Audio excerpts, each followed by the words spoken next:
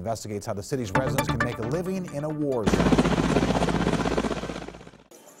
A city of contrast. A city divided. In the eastern part of Mosul, the public executions and ISIS occupation has ended. Scrappers sell what they can on the sides of roads, often making as little as $6 a day, yet remain optimistic. And every pupils come back to their works, and the authorities working for provide us the electricity and the water, clean water and everything. And now everything, I can say, is okay. Bodies transported in the back of cars, damaged buildings and roads in need of repair. Yet Mosul is trying to move forward. Basma Abdul Karim owns cafes in both East and West Mosul. It's better to walk down here, because in there, if I'm a daily work by 1,000 in here, I can give a quarter for this money. Karim claims the quality of his falafels make them sell, regardless of which side of the war his customers come from. I'm famous in this work because I have experience in this work, and drivers coming to me because this is traditional and the local food. Drivers come to buy to me. Even city governments come to buy for me.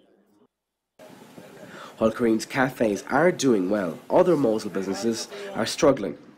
He claims reputation helps.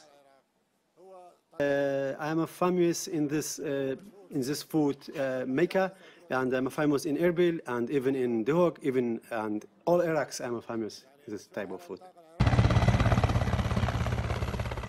Another helicopter makes its way back from the city to one of dozens of checkpoints. On the outskirts of Mosul, we pass this Christian Orthodox church. Sadly, it hasn't been used for worship for some time.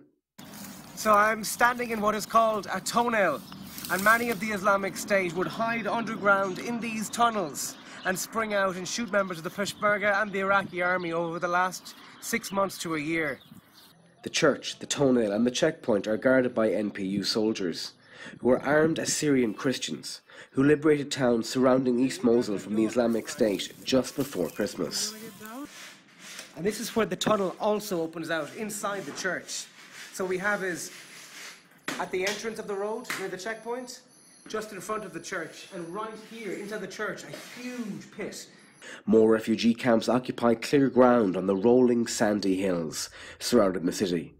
Maybe someday they will be empty and everyone can return home. For News 12 Now in Mosul, this is James Mahon.